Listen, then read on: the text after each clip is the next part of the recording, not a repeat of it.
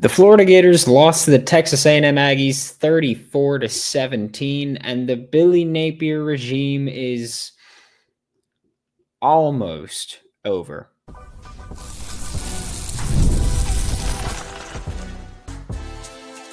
You are Locked On Gators, your daily podcast on the Florida Gators. Part of the Locked On Podcast Network, your team every day. Hello, and welcome back to another episode of Locked On Gators, part of the Locked On Podcast Network, your team every day. Thanks for making Locked On Gators your first listen of the day. Every day we are available daily and free, wherever you listen to the podcast and on YouTube. Wow. Let's start off with this. What a letdown that game was, considering the first, what was it? Florida went touchdown, punt. A&M went touchdown to start the game. And then that's it. Then it just went kaput. Awful game. Austin Barber played probably the worst game of his professional career so far, or his college career so far. Just saying a lot considering the Miami game happened. Okay. Let's rip this one off. Landon said, "Did Billy just coach his last game here?" Chris said maybe they'll pull the plug after that one. That was hard to watch. Lagway can go too. Here's the thing. I don't think so. Okay. I don't think so.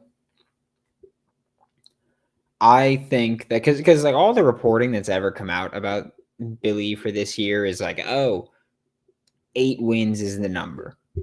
I don't know if I believe 8 wins is the number. I'll say that. Or not even, I don't know if I don't believe 8 wins is the number. I refuse to believe that.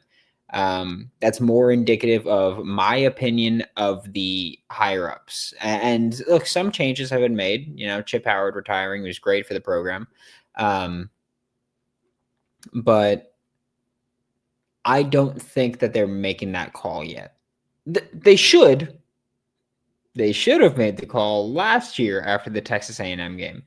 But no, they've always said, or at least this season, they've said 8 wins, right? 8 wins is their number, which is also stupid, by the way. Like, that's such an arbitrary thing to say this is the number or your job's on the line. Like, I can say as a fan and as an analyst, I could say, this team should win 8 games, right?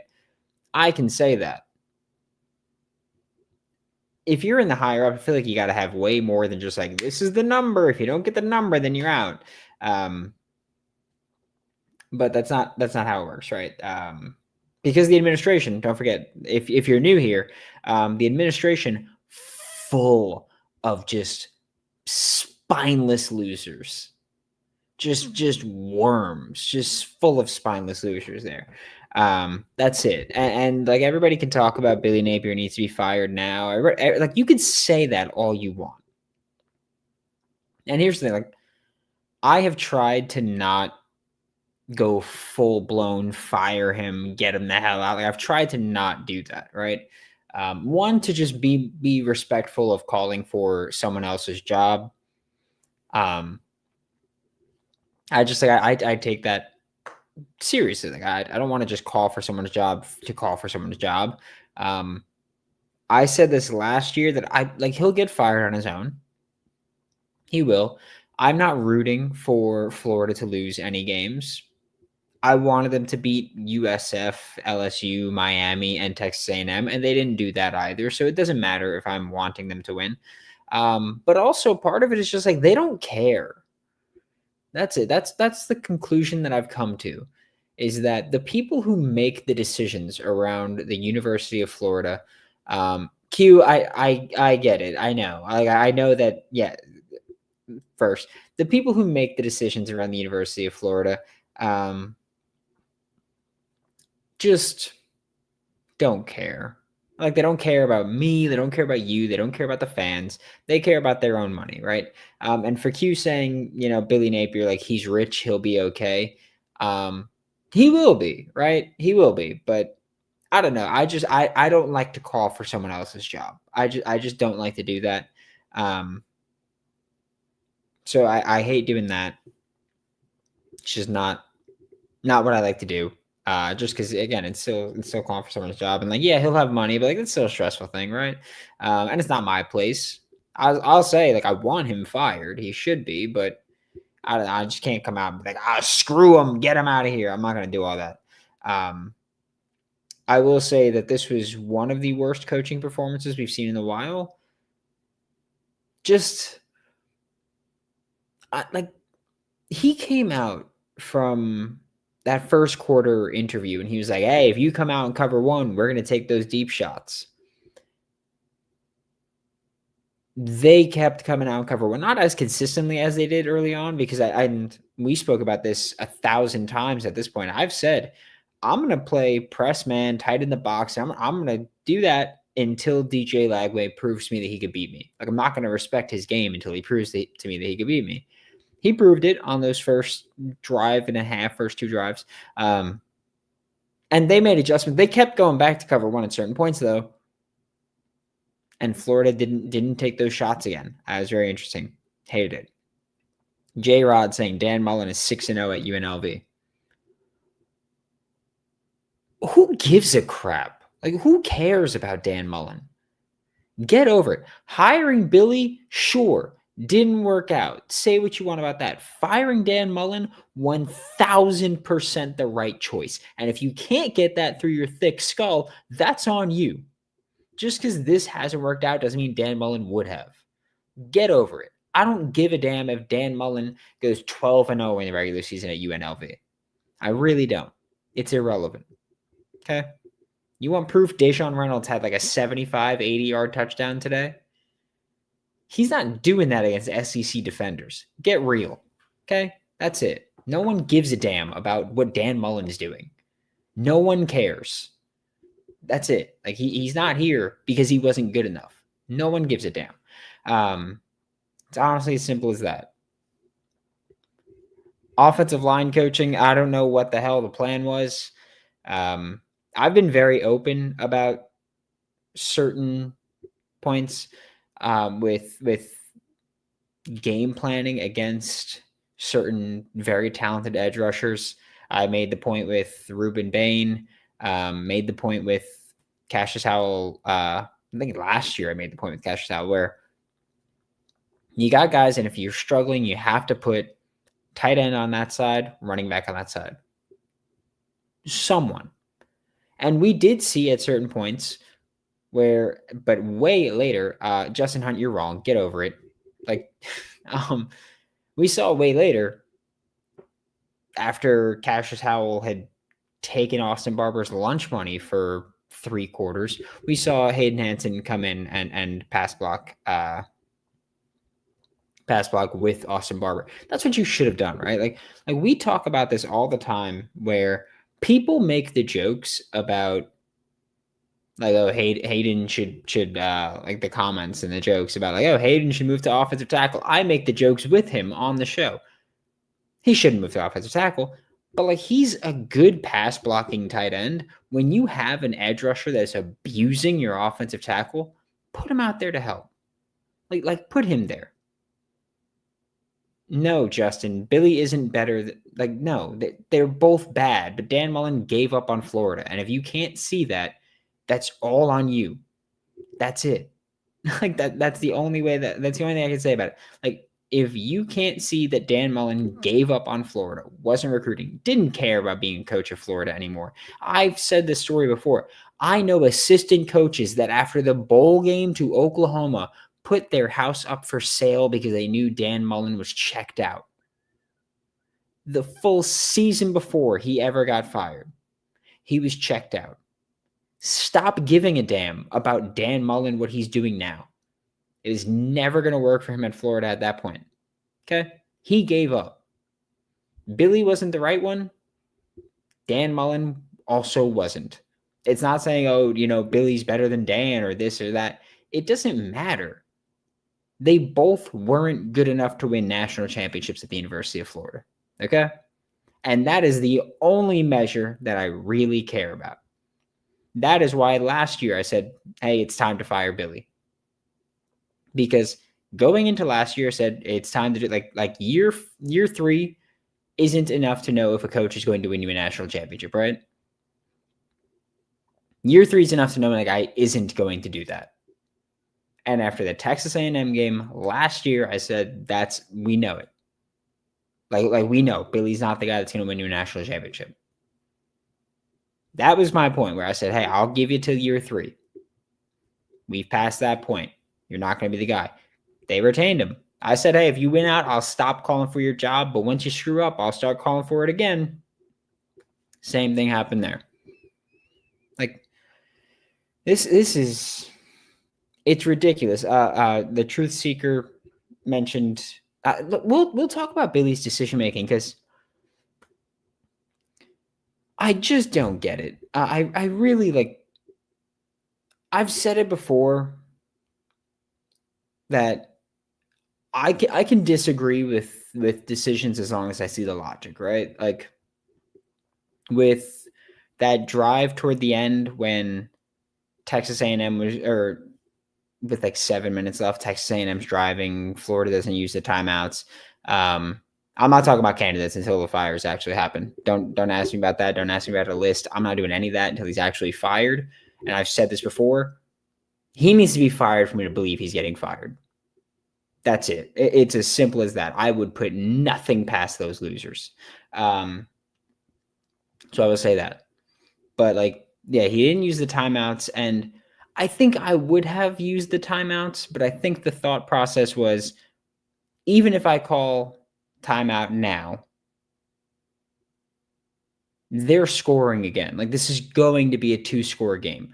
Would I rather have 2 timeouts going into a 2-score game, or would I rather have 3 timeouts going into a 2-score game, or no timeouts going into a 2-score game? Because this is going to be a 2-score game. So I think that was the thought process, was that, hey, I'd rather have both of them. I'd rather have all 3 timeouts after the 2-score started, instead of going into the 2-score. But yeah, I don't know, man. I can see the logic of it. I just disagree with it, but I'm not going to kill you for that. Same way with the Austin Barber helmet thing. I wouldn't have called timeout in that situation. And again, I say I wouldn't have, as if I'm a coach and I know what I would actually do in that moment.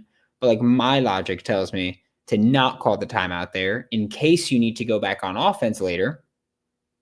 Had Texas tied it up and you go back on offense, then you have all 3 timeouts. I get Billy's logic was, well, call timeout now.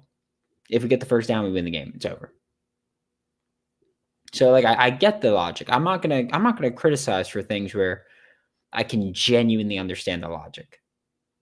It's oftentimes why I don't criticize when he runs it on 3rd and 12 or 3rd and 13, because odds are you're not converting that first down there.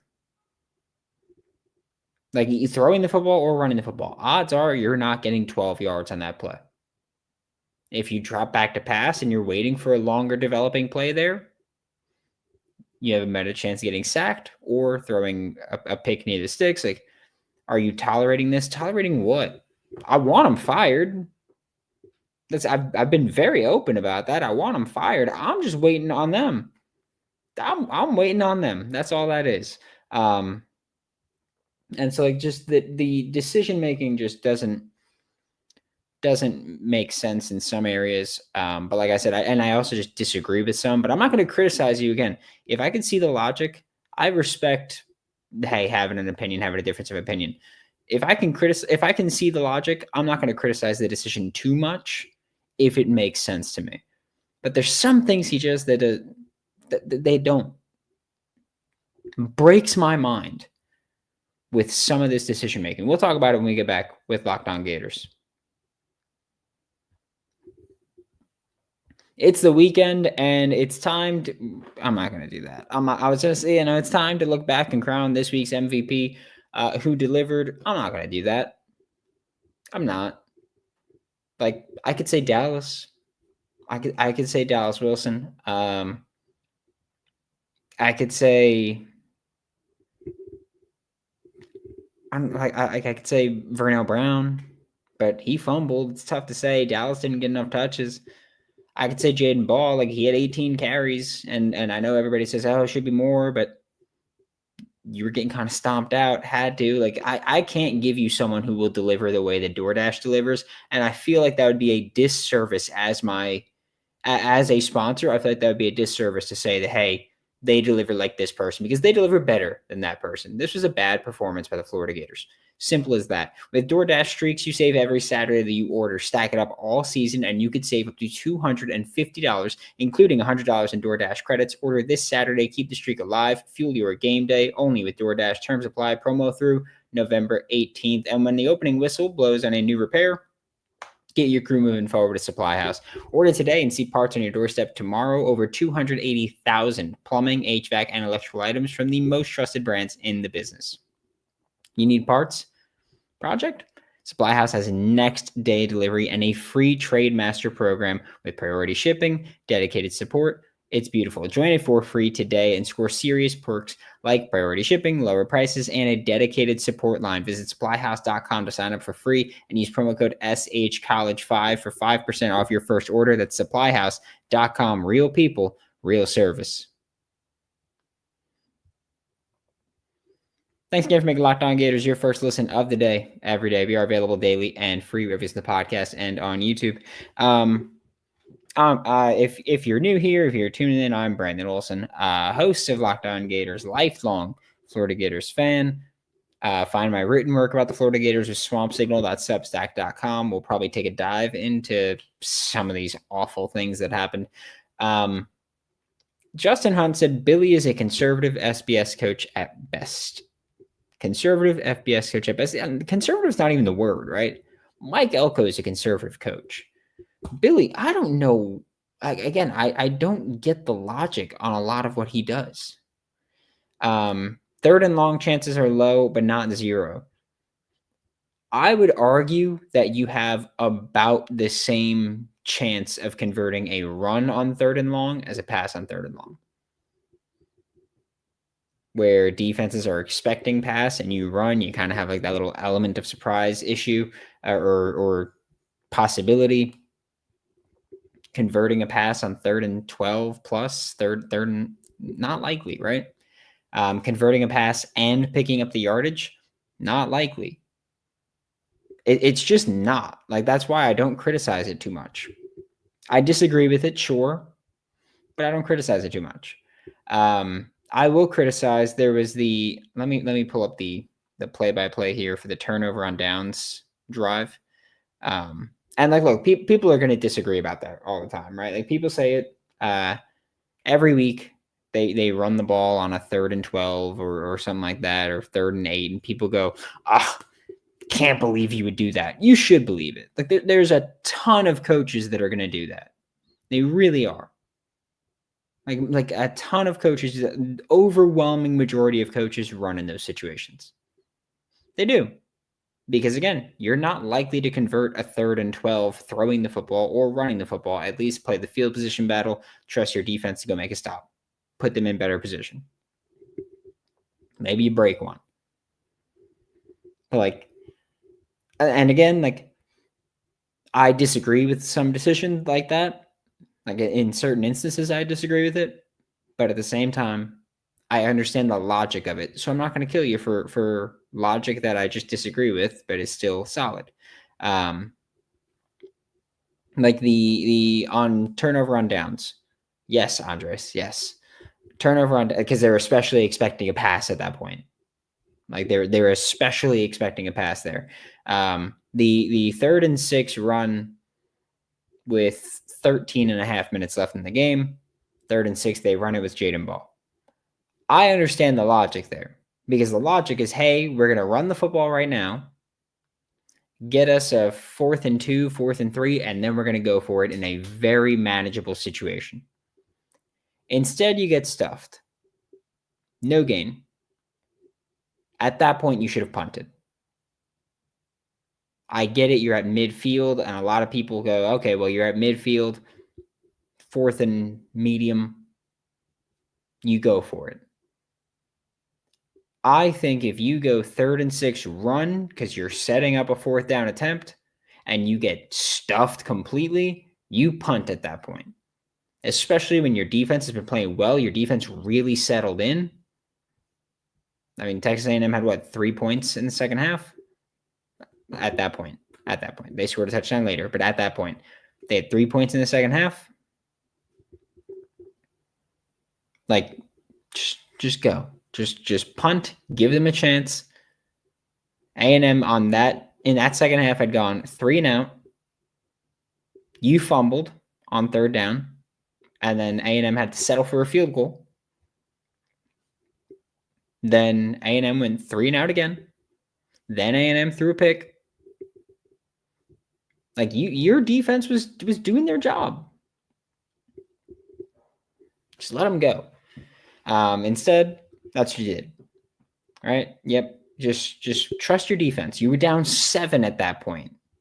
It wasn't likely you were going to win that game, but it was a hell of a lot more likely. It was a hell of a lot more likely than if you go for it there and don't get it on a 4th and 6. Because 4th and 6, everyone knows you're throwing the football. Everyone knows that. Defense ain't the problem. Yeah, I know defense ain't the problem. Yeah. Like my point is that you put your defense in a bad spot. Tremella staying clean, want to mix things up. How do you know that? Like, how do you know Tremella staying really clean? Unless you just mean like he's staying clean because he's not playing. But we don't know if he would have stayed clean, right? But yeah, it was a poorly coached game. I'll say that. Defense took a little while to settle in, but like made adjustments. Those first couple drives, we could say this. The first A&M drive, they took the deep shot to Mario Craver to open it. And then they just ran a QB run. I forgot which run it was, but a QB run, scored a touchdown, 2 plays, boom. So their second drive, Texas A&M's second drive, that was scripted. Because usually you script like the first 10 plays. You'd imagine that in that case, you're just going to keep going with your script. Then, yeah, so that one, 6 plays, 81 yards, touchdown. March downfield. Third drive, touchdown. No, Marlo, I don't care. Third drive, touchdown for Texas A&M again. At that point, Texas A&M didn't score again until the second half. Didn't score a touchdown again until the fourth quarter when they just walked Florida down. Like, your defense settled in. You should not have gone for that 4th and 6. You made a poor coaching choice and cost your team the game. Texas A&M scored a touchdown immediately off that. So yeah, that's what it is. Like this was poor coaching. They took far too long to get Austin Barber help on the left side, where he was just getting his lunch taken by Cassius Howell. I mean, really, they screwed that one up years ago by keeping him at left tackle. How many times do we have to talk about how he'd be a much better right tackle than left tackle? Yeah, talk about that all the time. But it is what it is. Marlo said he won't go away. Yep, well, something tells me he just went away. Just want to throw that out there. That's want to throw that one out there. Like this is a poorly coached game. And that's what lost you this game. Like DJ Lagway started the game hot and confident, really cooled down. They were killing the run game. They were just beating the crap out of the run game there. But yeah, it was just tough. Look, and Jayhawk said that I know DJ's getting a lot of hate right now, but is it possible that Billy's handicapping him with this play calling? I don't think Billy's helping DJ Lagway. I don't know how much he's hurting him. Like, I do think we have to get rid of this thought that DJ is this amazing quarterback. He's not, and he never has been. And that's okay. Like, he's still a true sophomore with 10 starts to his name? Like he's still a young quarterback that's going to continue getting better. And like he's been getting better. But last year he was only great for a freshman. This year he hasn't been great at all. These against Texas looked really good. This week had some misses, but again, like he was under a ton of pressure in this game. I'm not excusing the misses. I'm not excusing the performance, but like last week, I was like, look, Arch played very well. Arch Manning played very well against Florida last week, considering he was living under pressure. I'm kind of looking at that the same way with DJ, right? Like DJ under an immense amount of pressure the entire game. Only sacked 3 times, but like we also saw DJ kind of go back to being the DJ that we saw a bit of last year, where he's extending plays with his legs. He's fighting off rushers. Like he was making some plays, just not enough. And that's not a knock on him. That just is what it is. I think, honestly, the most important part of this, Florida had 0 tackles for a loss in this entire game. A Florida run defense that was elite all season had 0 tackles for a loss. It's tough. It's tough. I think the Florida Gators defense, they settled in and they played a lot better after those first few drives. They still weren't playing awesome. Let's not conflate that. Like they still weren't playing great. Marcel Reed, who started off incredibly hot, cooled off. Because early on in the game, Texas A&M, after that first drive, Texas A&M was throwing the ball on first down, running it on 2nd and 10 if it was incomplete, and picking up 5 or 6 yards on that second down run, and then giving themselves 3rd and manageable. That was the issue.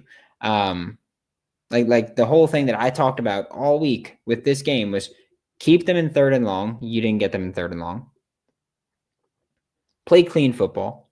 You didn't play clean football. You had the fumble loss. You had another fumble that Katie Daniels recovered after he was the one that blew the block that led to the fumble. Like he blew a block. DJ had to step up and then fumbled. Comes back to Katie blowing that in pass pro. Didn't play clean with the penalties. Like Texas A&M had a ton of penalties all year. They had 3 in this game, and one of them was for unsportsmanlike conduct, celebrating the what was it? Was it the fumble that they celebrated that got that? I don't remember when it was. Yeah, I think it was the fumble recovered. But yeah, so it's like the things that you had to do, you didn't do. Explosives, they came out the gate with an explosive play. You lost this game on 1st and 2nd down more than anything else. That's what it was. It was poor coaching that never adjusted, never adapted, and it's football. You adapt or you die. That's what that is. As far as everyone talking about fire Billy again, like we'll end on this. I don't think it's happening tomorrow. I just don't. The number that we've always been told during this season has been 8 wins. That